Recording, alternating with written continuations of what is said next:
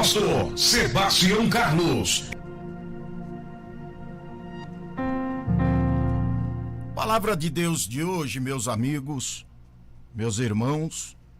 Quero meditar com você no livro de João, Evangelho de Jesus Cristo, segundo escreveu João, capítulo de número 9, versos 35 até 38, que diz: Jesus ouviu que o tinham expulsado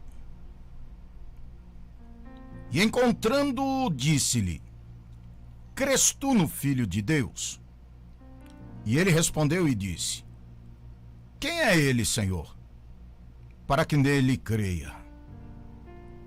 Jesus lhe disse: tu já tens visto, é aquele que fala contigo. Ele disse: creio, Senhor, e o adorou.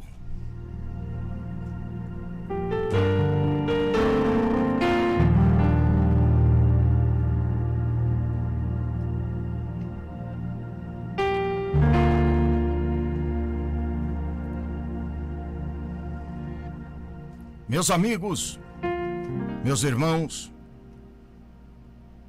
essa é uma passagem tão extraordinária, porque a pergunta de Jesus foi tão direta, tão objetiva. Essa é uma história que nós podemos dizer assim: esta é uma bela história. O amor de Jesus para com aquela vida, para com aquele cidadão, aquele ser humano naquela condição, é extraordinário. E essa história se torna ainda assim tão linda, tão bela, tão importante, pelos contrastes que a gente observa no relato. Primeira coisa, o evangelista João fez questão de deixar claro que o homem era cego de nascença. Ou seja, vamos partir da premissa que esse homem não é igual a você, porque você é perfeito. Tem dificuldades, mas é perfeito. Alguém que tem um problema físico, limitações, é uma pessoa que vive certamente com maior dependência, com maior dificuldade e com maior limitação. Você já notou, por exemplo, que um cego, ele compensa a sua cegueira com, digamos, com uma sensibilidade maior na audição? Já notou isso? Você vai dizer: nossa, ele enxerga, ele ouve muito. Não é só pelo fato dele ouvir bem que faz dele uma pessoa melhor dotada que você. É que ele tem limites, ele não enxerga. Então, o recurso dele é apurar um outro instrumento, que são os ouvidos, ou a sua audição, para compensar, em parte, a cegueira.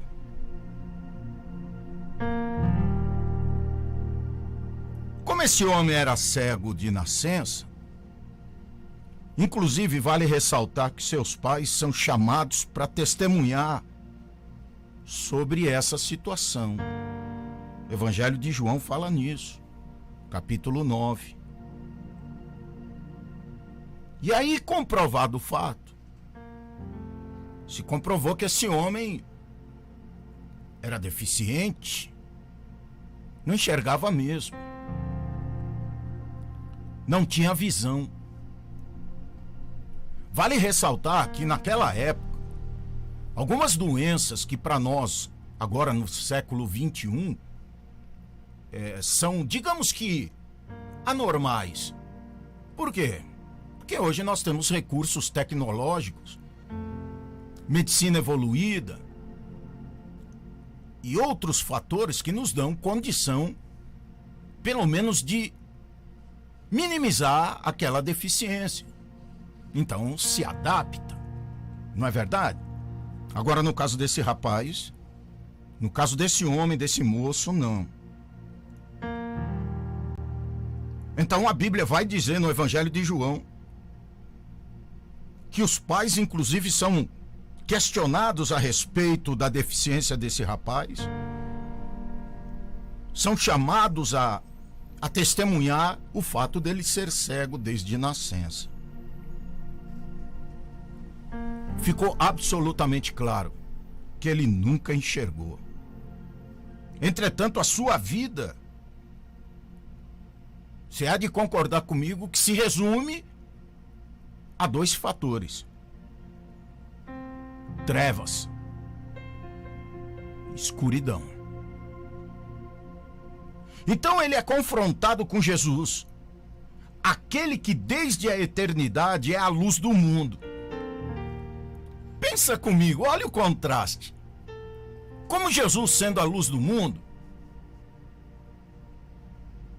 aliás, falar de luz para cego é a mesma coisa de falar de música para surdo.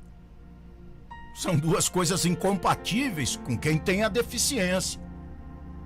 Não é verdade? Você vai chamar uma pessoa que tem uma deficiência nas pernas para dançar, ou para jogar futebol, ou para praticar um esporte, tipo basquete, futebol, corrida, bicicleta? É lógico que não. Mas aqui a coisa fica interessante. Porque falar de luz para esse rapaz era falar de alguma coisa que ele jamais tinha provado. E a sua cegueira, a sua limitação se confronta com Jesus, que é a luz do mundo. Que contraste, né? Que possibilidade extraordinária para a vida desse rapaz, para a vida desse homem tão sofrida, tão limitada. Uma coisa é quando você tem, experimenta, sabe como é que é e perde. E a outra coisa é quando você nunca teve e alguém diz para você: olha, enxergar é assim. Como enxergar é assim? Eu não sei como é que é isso. Um pouco mais adiante, há um outro choque, um outro contraste interessante na conversa do cego com os fariseus. Sabe, os fariseus, os críticos. Eu não posso dizer para você que, como eu amo os fariseus, né? Mas eles foram importantes para Jesus, viu? Pode ter absoluta certeza. Aquele que de repente critica, pega no pé, é muito importante para você, no seu ministério, no seu chamado, no seu trabalho, por um fator muito importante. Te faz superar sempre a expectativa sua e de quem critica. O cego, pela sua condição, provavelmente, ele não teve nenhuma instrução, era cego.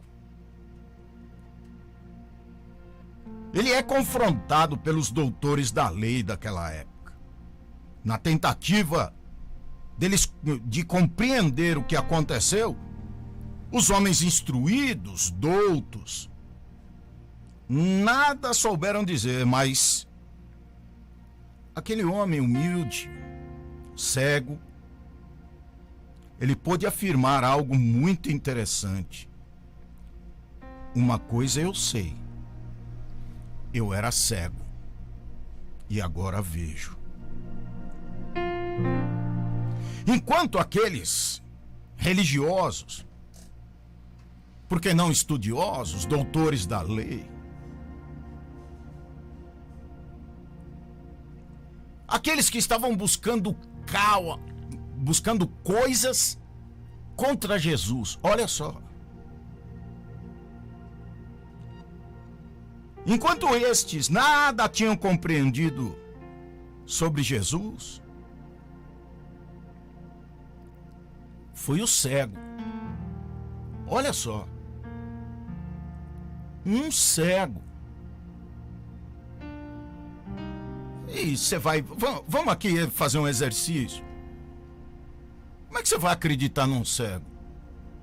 Não é não? Nos dias de hoje, com todo o fluxo de informações e acessos que cada um de nós tem, como é que você vai acreditar num cego? Pois é.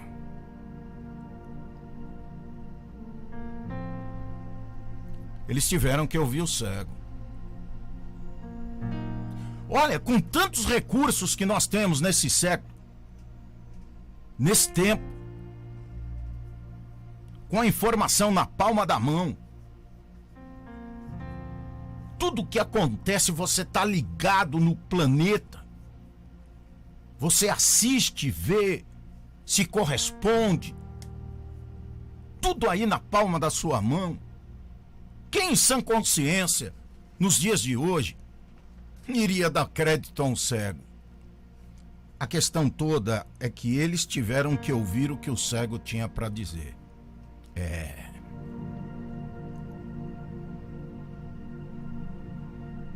E o cego pôde garantir àqueles religiosos,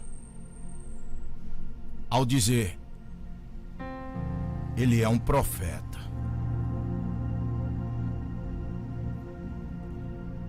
Mas o contraste é ainda mais fascinante ainda estava por vir. Porque a gente imagina que as maravilhas de Jesus param por aí no cotidiano,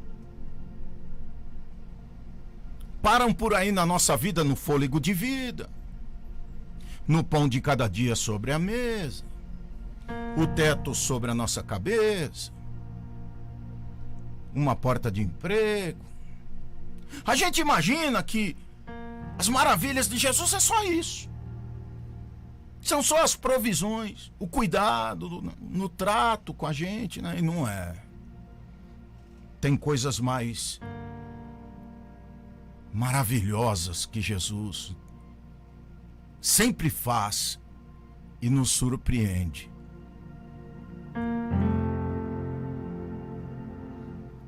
E o contraste ainda mais fascinante é quando o cego se reencontra com Jesus. Na primeira oportunidade, ele tinha sido curado do seu problema de não conseguir ver as coisas do mundo, de não conseguir enxergar, ser uma pessoa normal, como a grande maioria da época era, muito embora naqueles idos a assolação de algumas enfermidades era comum no convívio daquela gente. Por exemplo, cegueira. Era muito comum, uma grande parte da população tinha problemas de visão. Ou nascia cego, ou ficava cego durante o período de vida, ou na velhice. Era muito comum. A lepra, ou a hanseníase, como conhecemos hoje, também era uma enfermidade que assolava uma grande parte da população. Pessoas que nasciam com males congênitos, não é, com defeito físico, era muito comum, tanto é que no tanque de Betesda, segundo o relato, haviam centenas de pessoas ali aguardando o mover das águas pelo anjo. Mas nesse caso, o contraste maior é que este cego encontra Jesus pela segunda vez. E agora ele tem a oportunidade de ser curado da sua situação de não poder ver as coisas eternas. Aleluia! Primeiro, ele foi curado dos seus olhos e começou a enxergar ao seu redor. Ele começou a enxergar o mundo. coisa que ele não podia fazer, porque era cego desde nascença, você sabe. Mas agora não. Agora a coisa mudou de figura. Era mais profunda. Olha como Jesus é maravilhoso. Quando você pensa, bom, agora Jesus já fez algo na minha vida, né? Então tá tudo certo, amém, glória a Deus, aleluia. E louvado seja o nome do Senhor e tal. De repente ele te surpreende. Quando você menos espera. Ele chega com a novidade. Chega. E sabe por que chega? Porque o pastor Sebastião Carlos aqui é testemunha. Chega, fazem 39 anos que eu sirvo esse Jesus. E quando eu penso que ele acabou com o cenário, o quadro, lá vem ele de novo. Sabe? Quando você tá assim, você diz assim, tá bom, Jesus, olha. Vou usar até uma metáfora aqui. Tá bom, Senhor, arroz, feijão e ovo. Lá vem Jesus com algo muito melhor para você. E não deixando de lado o arroz, feijão e ovo, mas aquilo que ele traz também complementa tudo isso, né? E de repente esse cego, que já via, ele já não era mais cego, mas ele desconhecia a eternidade. Ele está diante do Senhor do Universo, que criou tanto o mundo material como o eterno.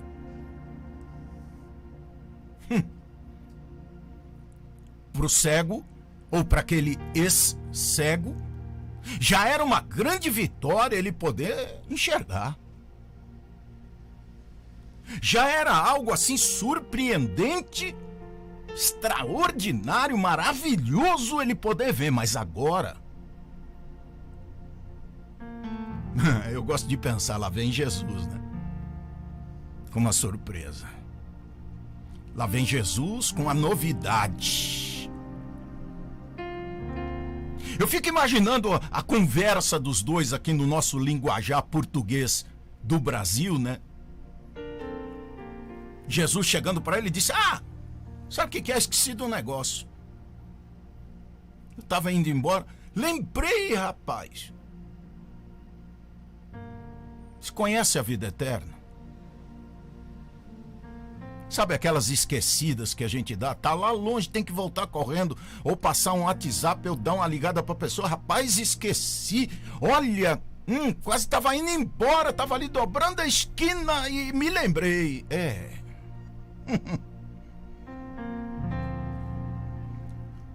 Quando Jesus confronta este homem,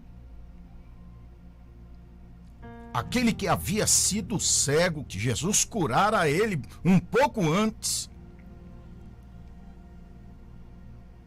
Agora Jesus tem para ele uma novidade, porque ele foi curado fisicamente.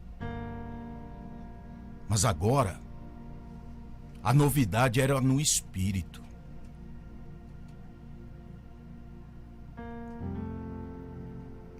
E agora aquele homem que, de repente... Quem sabe, eu não sei, mas eu posso pressupor que ele não acreditava em nada, porque quem vive numa miséria como ele vivia, vai acreditar no quê? Quem vive limitações, principalmente essas, uma cegueira, uma deficiência física, não é? Enfim, claro que a pessoa hoje... ela tem uma possibilidade maior, mas naqueles idos esse homem ia crer em quê? Na lei que não tinha poder de curar? Muito pelo contrário, condenava. Agora não. Agora, aquele homem que havia encontrado Jesus, havia sido curado da cegueira, agora ele estava sendo curado espiritualmente. E ele afirma categoricamente, Senhor, eu creio.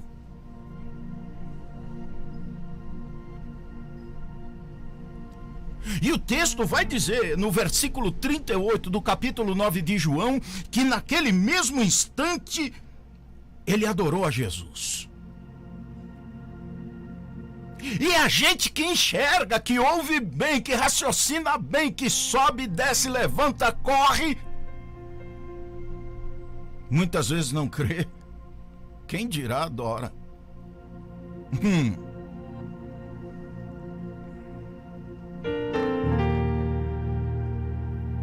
Quem sabe muitas vezes, meu irmão, no auge da nossa aflição, a fé vai pelo ralo. Ela se esvai, porque a gente não está vendo acontecer. Esse cego ou ex-cego, ele recebe a cura sem ver. Olha isso, pelo amor de Deus. Ele recebe a cura sem ver nada. E a gente que quer ver para poder crer. Ô Jesus, tem misericórdia de nós. E a gente que quer ver, recebe a palavra e diz: mas quando é que vai ser? De que jeito? As portas estão fechadas, como é que Deus vai fazer? Peraí, mas é para crer simplesmente.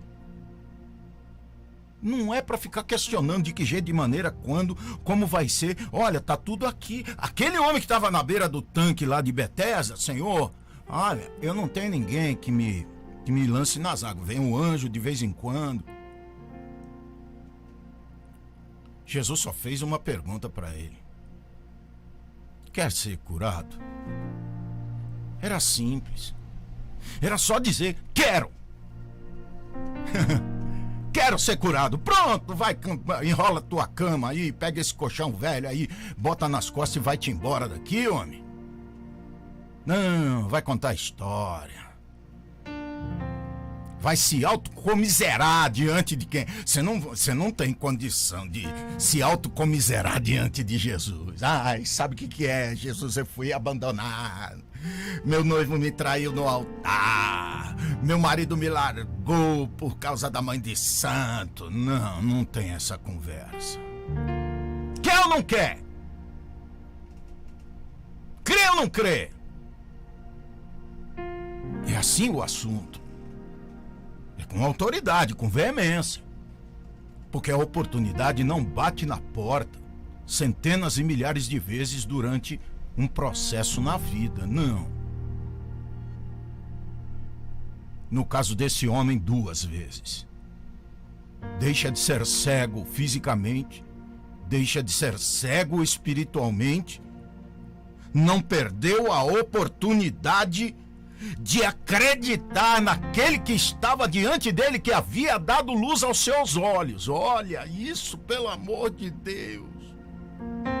Aleluia. Me permita fazer uma pergunta direta aqui para você. Além de ver as coisas que estão ao seu redor, as coisas desse mundo, você também consegue ver as coisas eternas? Ou não está enxergando nenhuma das duas?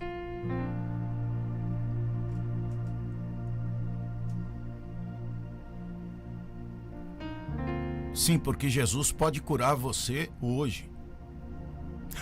Pastor, nós estamos no século 21, pastor.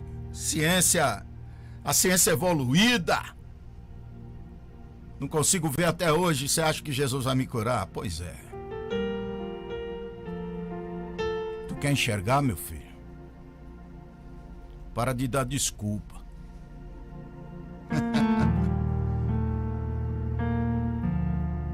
Só que para ver e para entrar, ou melhor, para entrar e para ver na eternidade, é necessário crer e aceitar aquele que é eterno. Aleluia. Ei, é necessário para entrar e enxergar a eternidade, é necessário entregar a sua vida àquele que é eterno. Porque não adianta você querer entregar sua vida a este mundo, porque este mundo jaz já está no maligno. Aquele jovem chega diante de Jesus e diz: Senhor, o que eu tenho que fazer para me salvar? Jesus responde para ele: você já conhece os mandamentos? Não matarás, não furtarás, não mentirás, não falarás falso testemunho. Nossa! Claro que eu conheço. Conheço desde a minha mocidade, desde a minha meninice. Tá. Vamos fazer uma coisa. Você está soberbado aí com muita coisa que você tem. Então você vai fazer assim, ó. Você vai pegar tudo que você tem e vai vender. Vai assistir aos pobres. Vai dar tudo para eles. Tu vai vir e vai andar comigo. Tamo junto? A Bíblia diz que o rapaz se entristeceu. Pois é, presta atenção. O rapaz queria a salvação, mas não queria andar com o dono da salvação. Você já aceitou Jesus em sua vida hoje? Sim, porque tem gente que precisa se converter todo dia. Ele se desconverte de uma maneira tão fácil, tão rápida quanto aceitou. Sim, porque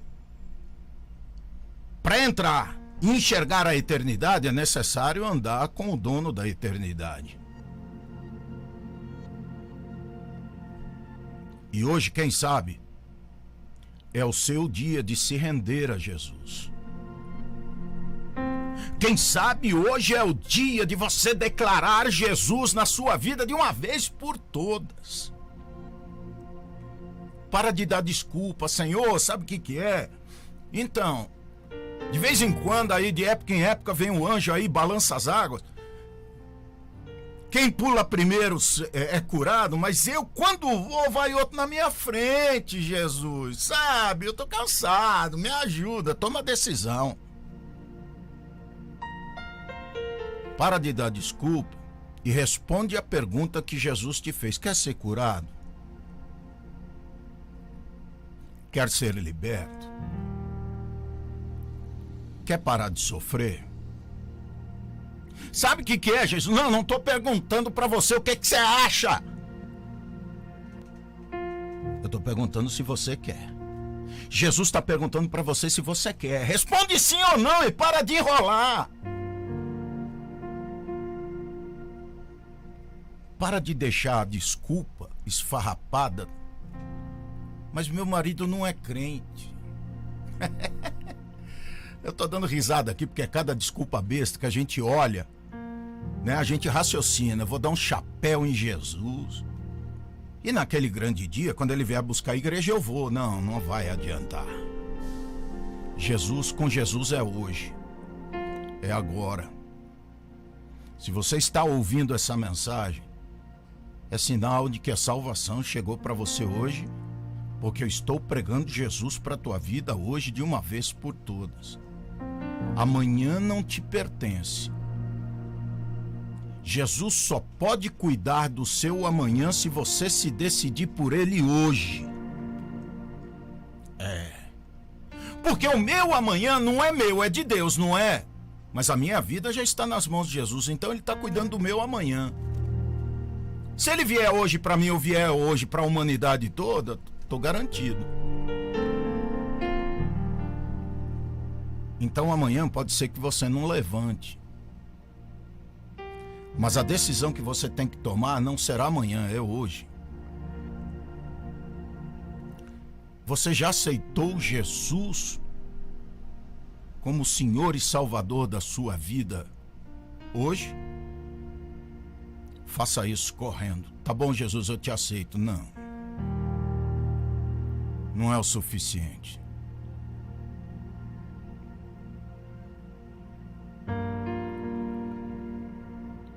Será necessário você abrir a sua boca e entregar tudo que você é, seus pensamentos, seus sentimentos, seus anseios, suas angústias, seus medos, suas inseguranças, seus projetos, tudo nas mãos de Jesus hoje. Pedindo a Ele perdão pelos seus pecados. E pedindo a Ele para que Ele escreva o seu nome no livro da vida. Tá doendo alguma coisa? Claro que não. Mas você vai sentir a presença de Jesus aí aonde você está. O cego viu, foi salvo. E por que não você?